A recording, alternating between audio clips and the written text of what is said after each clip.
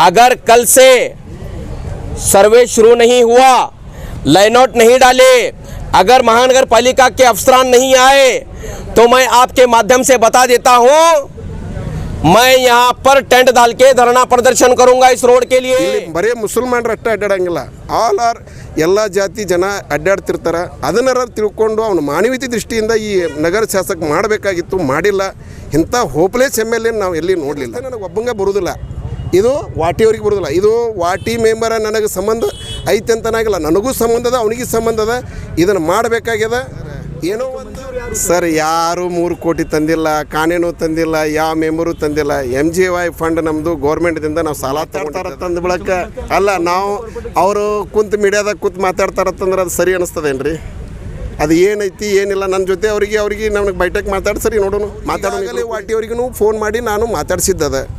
ನಾವು ಯಾರೂ ತೊಂದರೆ ಮಾಡೋಂಗಿಲ್ಲ ಸರ್, ಇದನ್ನು ಮಾಡ್ರಿಪ್ಪ ಅಂತೇಳಿ ನಾವು ರಿಕ್ವೆಸ್ಟ್ ಮಾಡ್ಕೊಂಡಿದ್ದದ. ಮತ್ತು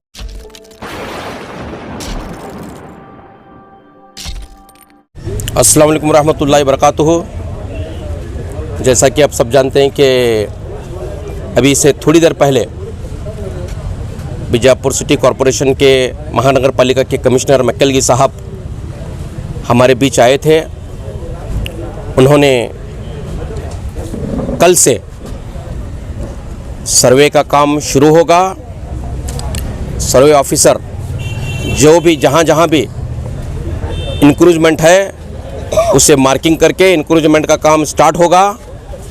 और जो ओपन ड्रेनेज है दोनों साइड में, जैसा कि वर्क ऑर्डर के मुताबिक दोनों साइड में ओपन ड्रेनेज है, तो उसका भी लाइनआउट डालकर कल से काम स्टार्ट होने की हमें बात कही है। हम महानगर पालिका के जिम्मेदारान अफसरान का और रफ़ीक काने साहब का तहे दिल से शुक्रगुजार हैं, क्योंकि इस रोड को बनने में जहाँ भी रुकावटें आ रही थी उसको ख़ास करके रोकने में हमीद मुशर्रफ साहब का, रफ़ीक काने साहब का और महानगर पालिका के पूरे अफसरान ने जिस तरह जिम्मेदारी से इस काम को आगे बढ़ाने के लिए जो भी कदम उठाने थे उन्होंने उठाए हैं। उनकी बात पर यहाँ की जनता बहुत खुश है, क्योंकि जिस तरह आप देख सकते हैं रोड की खस्ता हालत, बद से बदतर हालत होने के बावजूद भी रोड का काम को रोकने की कोशिश की गई थी। उस कोशिश को नाकाम किया है। ये अवाम की ताकत है। जिस तरह से अवाम ने ख़ास करके वार्ड नंबर 25 और 24 की अवाम ने अपने ज़िंदा होने का सबूत दे करके महानगर पालिका के कमिश्नर को और कई एक मेंबरान को मजबूर किया, कई एक लीडरान को मजबूर किया कि वो जल्द से जल्द इस रोड का काम शुरू करें। एक इंसानियत के नाते उन्होंने भी इस बात को माना है और जल्द से जल्द इंशाअल्लाह कल से स्टार्ट होगा काम। हम इस बात से बहुत खुश हैं और हमारी यहाँ की अवाम भी बहुत खुश है। कल से सर्वे का काम शुरू होगा। सर्वे ऑफिसर कल से सर्वे ऑफिसर मार्किंग का काम शुरू करेंगे। उसके बाद दोनों तरफ ओपन ड्रेनेज है, उसका भी लाइनआउट डाला जाएगा, वो काम भी शुरू होगा।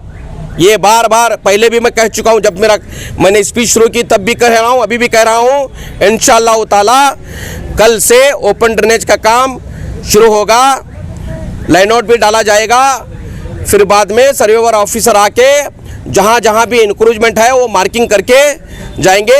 हम आपसी सहमति से महानगर पालिका को कोई दिक्कत न हो उस तरह से हमारा खुद जो भी इंक्रूजमेंट है उसे गिराने का काम करेंगे। हमें उनका महानगर पालिका का और यहाँ के जो कारपोरेटर हैं वार्ड नंबर 24 के, उनका भी और जो भी हैं हम उनका सहयोग करेंगे।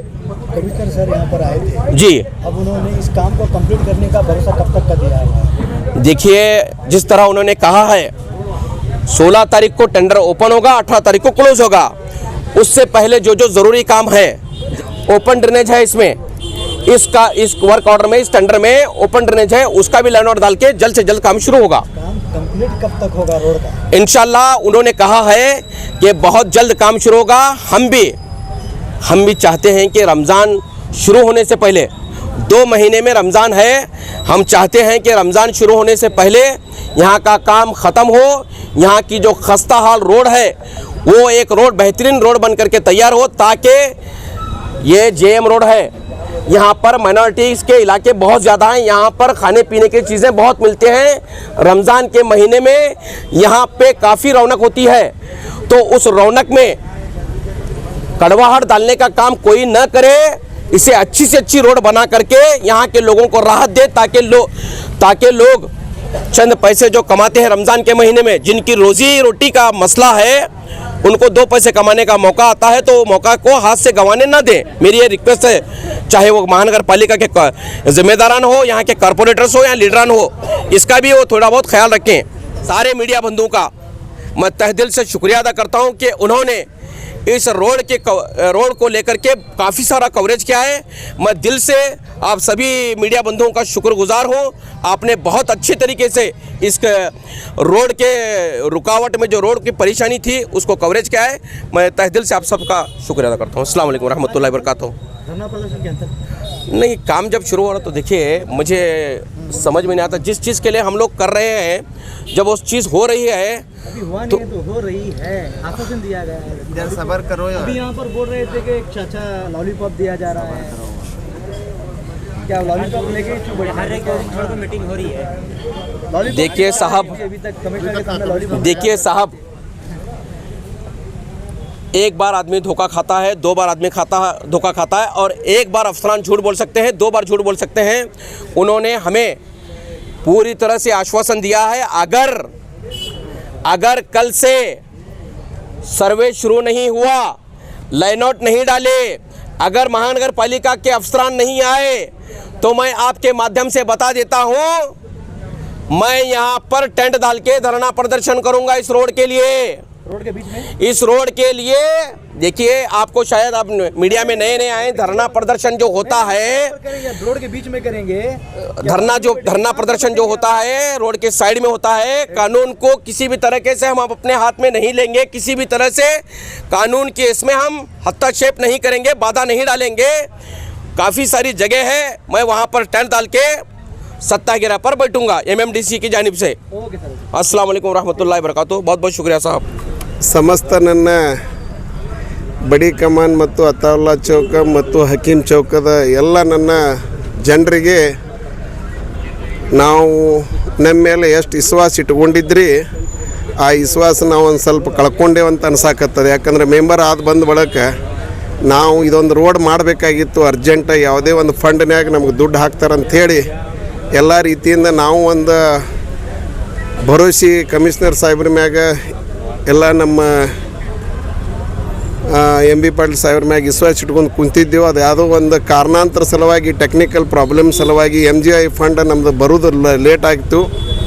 ಅದರ ಸಲುವಾಗಿ ನಾನು ಏನು ಹೇಳಬೇಕಾಗಿತ್ತು ಅಂತ ನಾವು ಕ್ಷಮಾ ಕೇಳ್ಕೊತೀವಿ. ಈಗ ಸದ್ಯಕ್ಕೆ ನಮ್ಮ ಹಮೀದ್ ಮುಸ್ರಿಫಣ್ಣವರು ಮತ್ತು ಕಮಿಷನರ್ ವಿಜಯ್ ಮೆಕ್ಕಳಿಕಿ ಸಾಹೇಬ್ರ ಜೊತೆ ನಾವು ಡಿಸ್ಕಸ್ ಮಾಡಿ ಇವತ್ತು ಯಾವುದೇ ಪರಿಸ್ಥಿತಿ ಒಳಗೆ MGYದು ನಮ್ಮ ಟೆಂಡರ್ ಕರೆದಿದ್ದಕ್ಕೋಸ್ಕರ ಓಪನ್ ಆಗಿದ್ದು 18ನೇ ತಾರೀಕಿಗೆ ಓಪನ್ ಆಗ್ತದೆ. ಅದ್ರೊಳಗೇ ಎಂಕ್ರೋಚ್ಮೆಂಟದ್ದು ಏನದ ಇವತ್ತು ಏನೇನು ಕೊಟ್ಟಾರ ADRL ಅವರಿಗೆ ಎಲ್ಲರಿಗೆ ಅರ್ಜಿ ಒಪ್ಪಿಸಿದ್ದದ. ಅದ್ರಗೋಸ್ಕರ ನಾಳೆಗೆ ಬಂದು ಅದ್ರ ಸರ್ವೆ ಮಾಡಲಿಕ್ಕೆ ಅವರು ರೆಡಿಯಾಗಿದ್ದದ. ಇನ್ನೊಂದು ನಾ ಏನು ಹೇಳಬೇಕಾಗಿತ್ತು ಅಂತಂದ್ರೆ, ಇದು ಜನರಿಗೆ, ನಮ್ಮ ಜನರಿಗೆ ಎಷ್ಟು ಪೇಷನ್ಸ್ ಐತಂತಂದ್ರೆ ನಾನು ಅದಕ್ಕೆ ಹೆಮ್ಮೆ ಪಡಬೇಕಾಗ್ತದ. ಅವರಿಗೆ ಈ ಡಸ್ಟ್ ಅಲರ್ಜಿ ಮತ್ತು ಅಸ್ತಮಾ ಮತ್ತು ಕೆಲವೊಂದು ಸಮಸ್ಯೆ ಭಾಳ ಆಗಿದ್ದು ನನಗದು ನನ್ನ ನಜರಿಗೆ ಗೊತ್ತದ. ಒಂದು ವೇಳೆ ಇದನ್ನು ನಮ್ಮ ರಂಜಾನ್ ತಿಂಗಳ ಒಳಗಾಗಿ ಸಂಪೂರ್ಣವಾಗಿ ಇದು ಕೆಲಸ ಆಗಲಿಲ್ಲ, ಅದರೊಳಗೆ ಏನಾರ ದೊಡ್ಡ ಅನಾಹುತ ಆಯಿತು, ಸರ್ಕಾರಕ್ಕೆ ಕೆಟ್ಟ ಹೆಸರು ಬರುವಂಥ ಪರಿಸ್ಥಿತಿ ಅದ.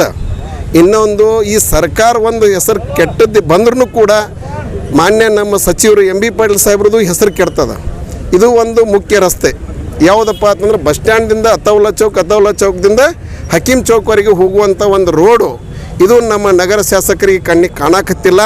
ನಗರ ಶಾಸಕರು ಏನು ಮಾಡಾಕತ್ತಾರೆ ಏನಿಲ್ಲ ಅದನ್ನೂ ನನಗೆ ಗೊತ್ತಿಲ್ಲ. ಬಟ್ ಈ ಒಂದು ರೋಡ್ ಮಾಡಬೇಕಾಗಿತ್ತು. ಯಾವ ಉದ್ದೇಶ ಇಟ್ಕೊಂಡು ಮಾತೆತ್ತಿದ್ರೆ ಅವರು ಮುಸ್ಲಿಮ ಹಿಂದೂ ಅನ್ಕೋತ ಹೊಂಟಾರ. ಇಂಥದರ ಒಂದು ಕೆಟ್ಟ ಶಾಪ ಅವ್ರಿಗೆ ತಟ್ಟಬೋದು. ಈ ರೋಡ್ ಮಾಡಲಾರ್ದ ಏನಾರ ಕೆಲವು ಮಂದಿಗೆ ಅಸ್ತಮಾ ಆಗಿ ಬಂದ ಬಳಕೂ ಈ ಶಾಪ ಅವನಿಗೆ ತಟ್ಟಬೋದು. ಇಲ್ಲಿ ಬರೀ ಮುಸಲ್ಮಾನರು ಅಷ್ಟೇ ಅಡ್ಡಾಡಂಗಿಲ್ಲ, ಆಲ್ ಆರ್ ಎಲ್ಲ ಜಾತಿ ಜನ ಅಡ್ಡಾಡ್ತಿರ್ತಾರೆ. ಅದನ್ನಾರ ತಿಳ್ಕೊಂಡು ಅವನು ಮಾನವೀಯತೆ ದೃಷ್ಟಿಯಿಂದ ಈ ನಗರ ಶಾಸಕ ಮಾಡಬೇಕಾಗಿತ್ತು, ಮಾಡಿಲ್ಲ. ಇಂಥ ಹೋಪ್ಲೆಸ್ MLA ನಾವು ಎಲ್ಲಿ ನೋಡಲಿಲ್ಲ. ಅದಕ್ಕೋಸ್ಕರ ನಾನು ಈ ಸಂದರ್ಭದಲ್ಲಿ ನಮ್ಮ ಈ ಬಡಾವಣೆ ಜನರಿಗೆ ನಾನು ಒಂದು ರಿಕ್ವೆಸ್ಟ್ ಮಾಡಿಕೊಂಡು, ಇವತ್ತೇನಾರ ಅನಾಹುತ ಆಯ್ತಂದ್ರೆ ನಾನು ಕಮಿಷನರ್ ಸಾಹೇಬ್ರಿಗೆ ಹೇಳೀನಿ, DC ಅವರಿಗೆ ಒಂದು ಮಾತು ಹೇಳ್ತೀನಿ, ಈ ಮಾಧ್ಯಮದ ಮುಖಾಂತರ ಮೀಡಿಯಾದ ಮುಖಾಂತರ ಒಂದು ವೇಳೆ ನಮ್ಮ ಜನರಿಗೆ ಏನಾರ ಆಗಿ ಸತ್ರಪ್ಪ ಅಂತಂದ್ರೆ ಆ ಹೆಣ ಒಯ್ದು DC ಆಫೀಸ್ ಮುಂದೆ ಇಡಬೇಕು, ಇಲ್ಲ ಅಂತಂದ್ರೆ ನಮ್ಮ ಕಾರ್ಪೊರೇಷನ್ ಮುಂದೆ ಇಡಬೇಕಂತ ಪರಿಸ್ಥಿತಿ ಬರ್ತದೆ. ಅದಕ್ಕೆ ತಾವು ಇದನ್ನು ಎಚ್ಚರಗೊಂಡು ಇದು 2 ತಿಂಗಳ ಒಳಗೆ ನೀವು ಮಾಡಲಿಲ್ಲ ಅಂತಂದ್ರೆ ನಮ್ಮ ಉಗ್ರ ಹೋರಾಟ ಮಾಡುವಂಥ ಪರಿಸ್ಥಿತಿ ಬರ್ತದೆ. ಅದಕ್ಕೆ ನಾನು ಇಷ್ಟು ಹೇಳಿ 1-2 ಮಾತು ಮುಗಿಸ್ತೇನೆ. ಸರ್, ರಾಜ್ಯದಲ್ಲಿ ಕಾಂಗ್ರೆಸ್ ಸರ್ಕಾರ ಇದೆ, ಇಲ್ಲಿ ಉಸ್ತುವಾರಿ ಸಚಿವರು MB ಪಾಟೀಲ್ ಅವರು, ಅವ್ರು ಇದು ಕೂಡ ತ್ರಾಸಿದೆಯಲ್ಲ, ಯಾಕೆ? ನೋಡ್ರಿ, ಕೆಲವೊಂದು ವಾರ್ಡ್ನಲ್ಲಿ ಕೆಲಸ ಆಗಿದ್ದು ಅದ. ಇದೊಂದು ಮುಖ್ಯ ರಸ್ತೆ ಮಾಡಬೇಕಾಗಿದ್ದು ನಾನೇನು ಹೇಳಾಕತ್ತೀನಿ, ನಮ್ಮ MLA ಅವರು ಮಾಡಬೇಕಾಗಿತ್ತು, ಯಾವುದಾರ ಒಂದು ಫಂಡ್ ತಂದು ಹಾಕಬೇಕಾಗಿತ್ತು. ಎಲ್ಲನೂ ಮಹಾನಗರ ಪಾಲಿಕೆ ಸದಸ್ಯರು ಮಾಡ್ಬೇಕಂತ ಇರಂಗಿಲ್ಲ. MLA ಏನು ಮಾಡ್ತಾರೆ? ಸದಸ್ಯರಿಗೆ ಕ್ವಶನ್ ಮಾಡ್ತಿರಲ್ಲ, ಅವ್ರಿಗೆ ಫಂಡ್ ಕೊಟ್ಟಾರಲ್ಲ ಗೌರ್ಮೆಂಟ್, ಯಾಕೆ ಕೊಟ್ಟಿಲ್ಲ? ನಮ್ಮ ಪ್ರಯತ್ನ ನಾವು ಮಾಡೇವು. ನನ್ನಂತೇಳಿ ನಾನು ಕೊಟ್ಟಿದ್ದು, ನನ್ನಂತೇಳಿ ಪ್ರೂಫ್ ಅದಾವೆ, ಅರ್ಜಿ ಅದಾವೆ. ಅದಕ್ಕೆ ನಿಮ್ಮ ಕಮಿಷನರ್ ಕೇಳ್ಕೊರಿ ಬೇಕಾರೆ. ನಾನು ಕೊಟ್ಟಿದ್ದು ಏನು ಮಾಡಬೇಕು ಏನಿಲ್ಲ, ನನ್ನ ವಾರ್ಡಿಗೆ ಏನು ಫಂಡ್ ಹಾಕಬೇಕಾಗಿದ್ದು ನಾನು ಹಾಕಿಸ್ಕೊಂಡೀನಿ, ನನ್ನ ಕೆಲಸನ ಮಾಡ್ಕೊಂಡೀನಿ. ಅದಕ್ಕೆ ಇದು ಮುಖ್ಯ ರಸ್ತೆ ನನಗೆ ಒಬ್ಬಂಗೆ ಬರೋದಿಲ್ಲ, ಇದು ವಾಟಿಯವ್ರಿಗೆ ಬರೋದಿಲ್ಲ. ಇದು ವಾಟಿ ಮೆಂಬರ ನನಗೆ ಸಂಬಂಧ ಐತೆ ಅಂತನಾಗಿಲ್ಲ, ನನಗೂ ಸಂಬಂಧ ಅದ, ಅವನಿಗೆ ಸಂಬಂಧ ಅದ. ಇದನ್ನು ಮಾಡಬೇಕಾಗ್ಯದ. ಏನೋ ಒಂದು ಟೆಕ್ನಿಕಲ್ ಪ್ರಾಬ್ಲಮ್ ಆಗಲಿ, ಒಂದು ಸರ್ಕಾರದ ಏನಾರ ಒಂದು ಫಂಡ್ ಬರಲಾರ ಸಲುವಾಗಿ ಆಗಿರಬೇಕು. ಸರ್ಕಾರ ನಮ್ಮದು ಗ್ಯಾರಂಟಿ ಪೀರಿಯಡ್ನಾಗ ಒಂದು ಸ್ವಲ್ಪ ತ್ರಾಸನಾಗದ. ಈ ಸರ್ಕಾರದ ಕೆಟ್ಟ ಹೆಸರು ಬರಬಾರ್ದತ್ ನಾನು ನಿಮ್ಮ ಮೀಡಿಯಾದ ಮುಖಾಂತರ ಹೇಳಾಕತ್ತೀನಲ್ಲ, ನಮ್ಮ MB ಪಾಟೀಲ್ ಸಾಹೇಬ್ರ ಹೆಸರು ಕೆಡಬಾರ್ದಂತ ಹೇಳಾಕತ್ತೀನಲ್ಲ. ಅವ್ರು ಈಗಾಗಲೇ ವಾಟಿಯವ್ರಿಗೂ ಫೋನ್ ಮಾಡಿ ನಾನು ಮಾತಾಡ್ಸಿದ್ದದ. ನಾವು ಯಾರೂ ತೊಂದರೆ ಮಾಡೋಂಗಿಲ್ಲ ಸರ್, ಇದನ್ನು ಮಾಡಿರಿಪ್ಪ ಅಂತೇಳಿ ನಾವು ರಿಕ್ವೆಸ್ಟ್ ಮಾಡ್ಕೊಂಡಿದ್ದದ. ಮತ್ತೇನು ಯಾರು ಅವ್ರ ವೈಯಕ್ತಿಕ ಬಗ್ಗೆ ನನಗೆ ಕೇಳಿದ್ರು ನಾನೇನು ಹೇಳಬೇಕಾಗ್ಯದ? ಮೀಟಿಂಗ್ ಮಾಡ್ತೀರಿ, ಮೊನ್ನೆ ಆಯ್ತು ಸರ್ ಮೀಟಿಂಗ್, ಕಮಿಷನರ್ ಬಂದಿದ್ದು, ಮುಖಂಡವರು ಬಂದಿದ್ದು, ಎಲ್ಲರೂ ಬಂದಿದ್ದು. ಅವಾಗ ಕೆಲಸ ನಾಳೆ ಚಾಲೂ ಮಾಡ್ತೀನಿ ಅಂತೇಳಿ ಕೆಲಸ ಚಾಲೂ ಮಾಡಿದ್ದೀವಿ. ಅವ್ರು ವಾಟಿಯವ್ರು ಬಂದು JCBಗೆ ಹ್ಯಾಂಗೆ ಮಾಡ್ತೀನಿ ಕೆಲಸ, ಟೆಂಡರ್ ಓಪನ್ ಆಗಿಲ್ಲ ಅಂತೇಳಿ ಅವ್ರು ವಾದ ಮಾಡ್ತಾರೆ ಸರ್. ಅವರು ಏನೋ ಒಂದು ಹೇಳ್ಯಾರ, ಹೇಳಿಕೆ ಕೊಟ್ಟಿಲ್ಲ ಅಂತ ಅನ್ನಂಗಿಲ್ಲ. ನನಗೆ ಸ್ವತಃ ಕಾಂಟ್ರಾಕ್ಟ್ರು ಮತ್ತು ಕಮಿಷನರ್ ಸಾಹೇಬರು ಹೇಳಿದರು, ತೊಂದರೆ ಮಾಡಾಕತ್ತಾರೆ ಸರ್, ನಾವು ಏನು ಮಾಡೋಣ ಅಂತೇಳಿ.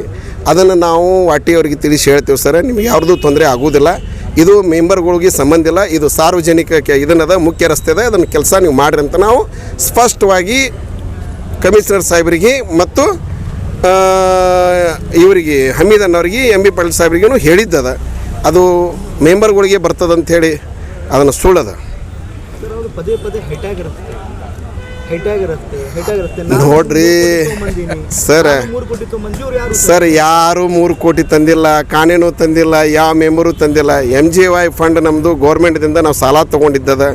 MGY ಅಂದರೆ ಏನಂತ ಅನ್ನೋದು ಕೇಳ್ಕೊರಿ ಮೊದಲು, ಅದ್ರ ಬಗ್ಗೆ ಅವ್ರು ಹೇಳ್ತಾರೆ. ಇದು ಮಹಾತ್ಮ ಗಾಂಧಿ ಯೋಜನೆ ಒಂದು ಫಂಡ್ ಅದ, ಇದು ಒಂದು ಬಂದಿದ್ದ ಫಂಡ್ ಅದ. ನಮಗೆ ನಸೀಬ್ ಅದ, ನಮ್ಮೆಲ್ಲ 35 ವಾರ್ಡಿಗೂ ಬಂದದ.